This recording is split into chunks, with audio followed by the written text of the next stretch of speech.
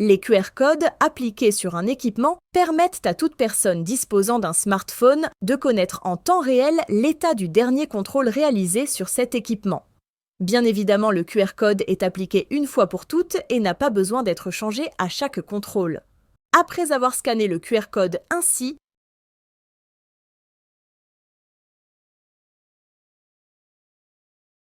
l'utilisateur accédera à une page web de ce type. Les informations disponibles sont l'identification de l'équipement, la date du dernier contrôle et sa validité. Dans le cas présent, le fait que la validité est dépassée est clairement mentionné. Le résultat du contrôle, ici, avec remarque. Et l'identité du contrôleur. Le bouton détail, comme son nom l'indique, permet d'avoir le détail des remarques s'il y en a. Pour chaque remarque sont précisées la rubrique de contrôle et la remarque formulée par le contrôleur.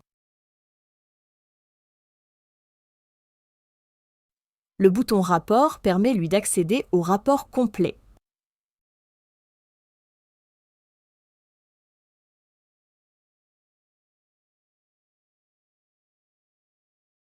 Voyons maintenant comment mettre en œuvre ces QR codes. Avant toute chose, pour pouvoir générer les QR codes que vous allez appliquer sur les équipements, vous devez disposer d'un compte contrôleur qui permettra l'accès au portail d'affichage des informations. Si ce n'est pas déjà fait, contactez le support ou votre interlocuteur habituel pour l'ouverture de ce compte. Vous recevrez en retour un numéro de contrôleur et un mot de passe. Par ailleurs, votre base de données doit être sur un serveur accessible par Internet. C'est bien sûr le cas si elle est hébergée chez nous. Si votre base de données est locale ou hébergée sur un serveur dont l'accès est restreint, il y a quand même une solution pour utiliser les QR codes. Ce cas n'est pas traité dans ce tuto. Contactez le support qui vous guidera pour le mettre en œuvre. Revenons à notre cas. Pour gérer les QR codes, je vais dans l'onglet Outils et je clique sur le bouton QR code. Avant de pouvoir imprimer mes étiquettes, il faut faire le paramétrage. Je clique donc sur le bouton paramétrage. Lors de la première ouverture de cette fenêtre, certaines informations seront positionnées automatiquement. Si vous avez fait des erreurs dans votre paramétrage, vous pourrez revenir à ce paramétrage d'origine en cliquant sur le bouton Init. À gauche, un sélecteur précise quelle sera la base de données utilisée pour afficher les informations. Dans le cadre de ce tuto, nous ne traiterons que le cas base utilisateur. Le deuxième choix correspond au cas que j'évoquais avant pour les bases locales. Si ce n'est pas déjà le cas, cochez donc le choix base utilisateur. Si ce choix est coché, je retrouve à droite les informations de connexion à cette base de données. Elles ne sont pas modifiables ici, mais dans la fenêtre de personnalisation du logiciel. Je vais pouvoir saisir le code contrôleur et le mot de passe fourni par le support.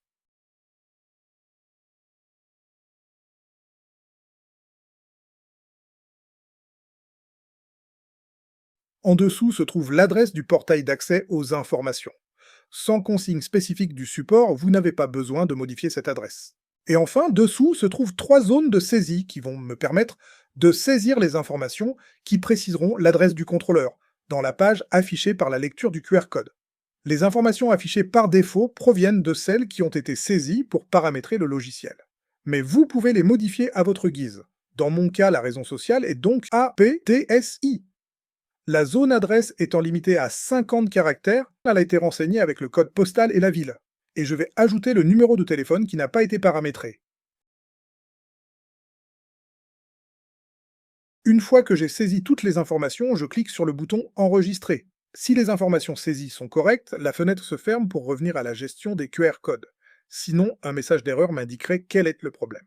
Voilà, le paramétrage s'est bien passé, nous sommes maintenant prêts à imprimer nos QR codes. L'impression pourra se faire sur une imprimante de bureau classique ou sur une imprimante à rouleau.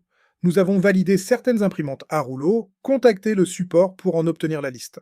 Si vous utilisez une imprimante qui n'est pas dans cette liste, nous pourrons vous aider à la paramétrer si besoin.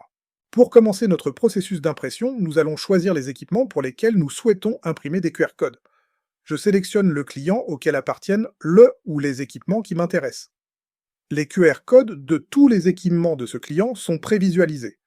Par défaut, ils sont tous sélectionnés, mais je vais pouvoir sélectionner ceux pour lesquels je veux imprimer une étiquette. Par exemple, je les décoche tous et je coche uniquement ceux qui m'intéressent.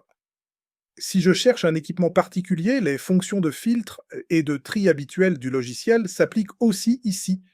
Si je veux par exemple imprimer une étiquette pour le chariot F001, je recherche dans les codes F001. Si je veux imprimer des étiquettes pour un autre client, je peux effacer la liste en cours et sélectionner le nouveau client.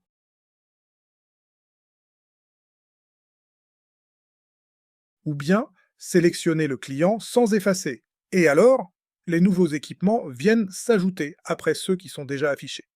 Si on voit un QR code tout seul sur une étiquette, il est difficile de savoir d'où il vient et à quoi il sert. Je vais donc pouvoir ajouter des informations qui seront imprimées au-dessus et en dessous du QR code. Ces informations sont les suivantes. Le code, c'est le code de l'équipement. Il me permettra de savoir sur quel équipement coller l'étiquette, et une fois en place, il permettra de vérifier qu'il correspond bien à l'équipement sur lequel il est apposé. La raison sociale, elle permet d'identifier le contrôleur. C'est la raison sociale que vous avez saisie dans le paramétrage du logiciel. Un message, c'est un court message libre que vous pouvez utiliser à votre gré. Seulement 2 de ces informations peuvent être imprimées simultanément. Une au-dessus et une au-dessous, ce qui donne les combinaisons suivantes: code et raison sociale, code et message, raison sociale et message. Ensuite, je dois préciser le type d'étiquette que je vais utiliser. Il peut s'agir d'étiquettes sur une page au format A4 ou d'étiquettes à rouleau, ou de tout autre format. Quelques formats sont paramétrés de base avec le logiciel, mais vous pouvez définir très simplement vos propres étiquettes en cliquant sur le bouton Format étiquette.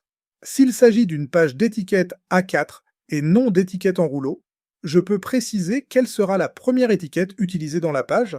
Si par exemple j'ai déjà utilisé les 3 premières étiquettes de ma planche, je précise que je veux commencer à la 4e étiquette. Une fois que tous ces paramétrages sont faits, je n'ai plus qu'à cliquer sur le bouton « Générer la planche d'étiquette ». En fonction de l'imprimante sélectionnée, vous aurez une fenêtre de paramétrage spécifique qui vous permettra de définir certaines options spécifiques à votre imprimante. Ici, j'ai pris le cas le plus simple d'une imprimante de bureau. Dans mon cas, je vois que l'impression démarre bien à la 4e étiquette comme je l'ai demandé. Je peux bien sûr sélectionner une autre imprimante qui serait installée sur mon PC. Je pourrais par exemple imprimer un fichier PDF pour le transmettre à un imprimeur qui me fournira des étiquettes plastifiées ou des étiquettes aluminium si je souhaite des étiquettes très résistantes et que je n'ai pas les moyens d'impression de ce type d'étiquette. Je n'ai plus qu'à cliquer sur le bouton Imprimer pour lancer l'impression de mes étiquettes. Et voilà! Vous n'avez plus qu'à imprimer vos étiquettes pour apporter à vos clients un service supplémentaire très apprécié qui leur permettra, avec un simple smartphone, d'avoir l'état détaillé du dernier contrôle de leurs équipements. Votre client sera pleinement satisfait et vous aurez pris une avance appréciable par rapport à vos concurrents. À très bientôt!